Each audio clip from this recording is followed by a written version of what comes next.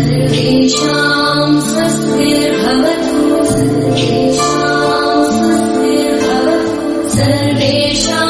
शान्तिर्भवतु सर्वेषां पूर्णं भवतु मित्रों, मैं कमल किशोर शर्मा श्री रामगोपाल गाड़ोदिया प्राथमिक आदर्श विद्या मंदिर सुजानगढ़ आपका YouTube चैनल पर स्वागत करता हूं। पूर्व की भांति आज मैं हिंदी व्याकरण जिसका शीर्षक है विलोम शब्द। वैसे तो आप विदित ही हैं, विलोम शब्द का मतलब ही होता है उसके विपरीत। शब्द के विपरीत जो शब्द बनता है वही विलोम शब्द होता है। लेकिन इसको हम बारंबारता में लेते हैं क्योंकि व्याकरण एक ऐसा विषय है जो जब तक हम हिंदी विषय पढ़ते हैं तब तक व्याकरण का उसमें योगदान रहता है, सहभागिता रहती है। बिना व्याकरण के हिंदी विषय अधूरा है। ऐसा कहें कि व्याकरण हिंदी का कलेजा है तो कोई अतिशयोक्ति नहीं होगी। मित्रों, विलोम शब्द का वैसे मैंने आपको बता दिया, लेकिन हम इसको परिभाषा के रूप में लेते हैं तो इस प्रकार से भी ले सकते हैं, जो शब्द एक दूसरे से विपरीत अर्थ प्रकट करते हैं, एक दूसरे से विपरीत अर्थ प्रकट करते हैं, ऐसे शब्दों को विलोम शब्द कहते हैं। विपरीत अर्थ प्रकट करना वही विलोम शब्द, वह शब्द विलोम होता है, विलोम शब्द कहलाता है। वह शब्द जो विपरीत अर्थ प्रकट करता है वह विलोम शब्द कहलाता है। जैसे साफ, गंदा, ये एक उदाहरण मैंने आपको बताया है। इसी प्रकार आप ऐसे अनेक शब्द हैं जिनका सहयोग लेते हुए आगे बढ़ सकते हो।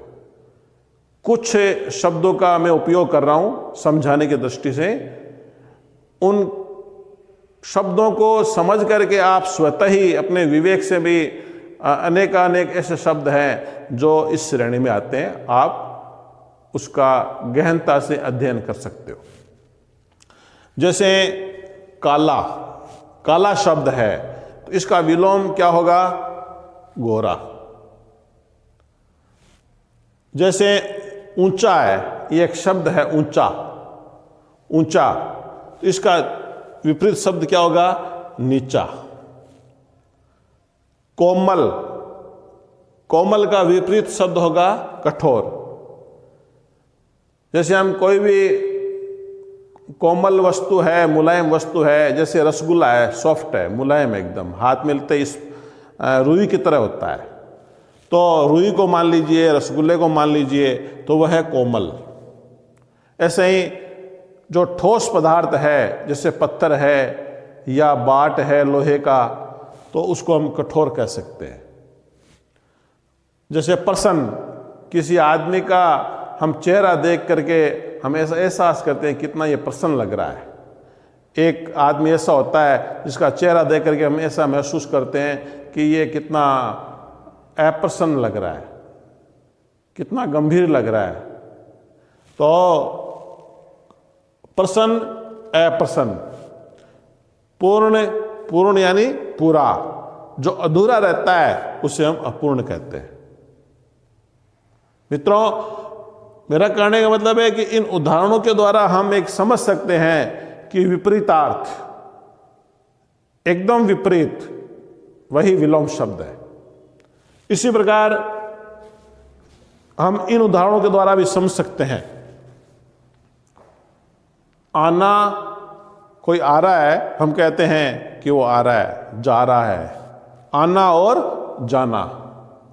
लंबा, लंबाई, चौड़ाई, एकदम विपरीत शब्द है। न्याय, हम न्यायालय में जाते हैं तो हमें न्याय मिलता है, कहते हैं ना, तो वैसे ही न्याय शब्द है। कहीं झगड़ा हो जाए, आपसी विवाद हो जाए तो हमें न्याय मिलना चाहिए। कौन परेशान कर रहा है, अन्याय, जहाँ इसके विपरीत होता है अन्याय शब्द। जहाँ बदमाशी होती है और हमारे साथ अन्याय हो रहा है तो वो अन्याय शब्द है, उस दृष्टि से काम आता है। जैसे उपस्थित, हम कहीं खड़े हैं तो कह रहे हैं कि ये उपस्थित है, यहीं पर है, अभी यहीं उपस्थित है, और वहाँ नहीं है तो यहाँ जहाँ होना चाहिए वहाँ नहीं है तो वो अनुपस्थित है। जैसे एक बालक विद्यालय में आया है, उसकी हाजिरी होती है, उपस्थिति होती है, तो वो आया है तो हम वहाँ उपस्थित है, वो नहीं आया इसका मतलब अनुपस्थित है। इसी प्रकार उचित, विपरीत शब्द है अनुचित। उचित शब्द, उचित कार्य, उचित व्यवहार। हम उचित शब्द को कहीं पर भी फिट कर सकते हैं, सेट कर सकते हैं। जो सही लगे वही उचित, जो सही नहीं लगे वह अनुचित। कहने का मतलब है कि किसी भी शब्द का अर्थ और विपरीत अर्थ निकलता है, ऐसी दृष्टि को हम पहचानते हुए हम आगे बढ़ सकते हैं। इन कुछ शब्दों को मैंने छुआ है। मैं चाहता हूं कि आप इसी प्रकार स्वविवेक से स्वाध्याय करते हुए अनेक शब्दों को संग्रह करते हुए और इनको विलोम शब्द के रूप में लिखें और अपने जीवन में उतारने का प्रयास करें, स्वाध्याय के रूप में।